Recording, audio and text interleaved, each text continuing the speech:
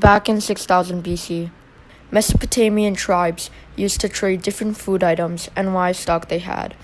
For example, if someone named Person 1 wanted to trade 2 bags of wheat in exchange for a bag of silk from Person 2, since Person 1 had a surplus of wheat and needed silk for clothes, and Person 2 had a surplus of silk and needed wheat for food, the trade would be successful, since the trade would mutually benefit both parties. But there was a huge problem with this method of trading. Let's take our example again. If Person 1 wanted to trade wheat for silk and found Person 2, who had a surplus of silk, Person 2 still might not be willing to trade with Person 1 because he might not need wheat and is looking to trade his silk for a different item. Thus, the trade would not come to fruition.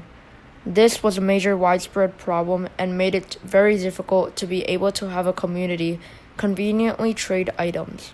There was a solution to this problem, and people turned to livestock to trade different items. But there was still a problem with this currency, and that was that livestock was not easily portable. So people turned to cowrie shells, a currency that would be portable in small portions at least, and would help people to effectively trade items. The currency dated back to 3,000 years ago, and was used commonly by the Chinese. The Indians also used it as their currency. Cowrie shells were used because it was difficult to counterfeit them and were relatively portable when compared to other options. The oldest currency that is still in use is the British pound. The British pound is 1,200 years old and dates back to Anglo-Saxon times. Sterling silver pennies came to be around 775 AD, with King Alpha of Mercia usually credited for using the coins. The British pound is still in use to this day, but the British pound we know today has evolved and changed over the years before it has come to be what it is right now. Contrary to popular belief, the US dollar is not made of any sort of paper from trees. Instead, it is made from 75% cotton and 25% of linen. This is what makes the US dollar have different properties than generic paper made from trees. This has a significant advantage, which is that a dollar made out of cotton is much more durable than a dollar made out of paper, since the fibers of the cotton and linen bond more firmly than the fibers of paper.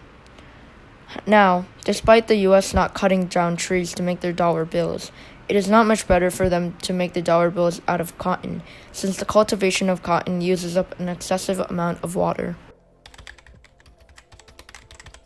The US penny costs over double its value to produce. The US penny is worth 1 cent, but it would take 2.41 cents to make a penny. The penny consists of zinc coated with copper. Another interesting fact is that the nickel, which is worth 5 cents in US currency, is more expensive to produce than the dime, which is worth 10 cents in US currency. It costs 11.18 cents to produce a nickel, and it costs 5.65 cents to create a dime.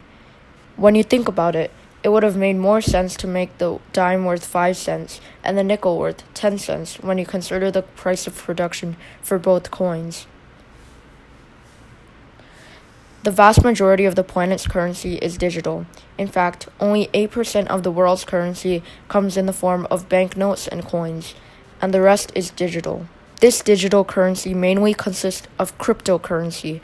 However, certain currencies that exist today in dollar and coin form, such as the euro and the Chinese yuan, will be digitized in the near future. The main difference between the cryptocurrency and digitized currency is that the digitized currency, such as the euro, is centralized and regulated in a specific location, such as a bank, while cryptocurrencies are not centralized.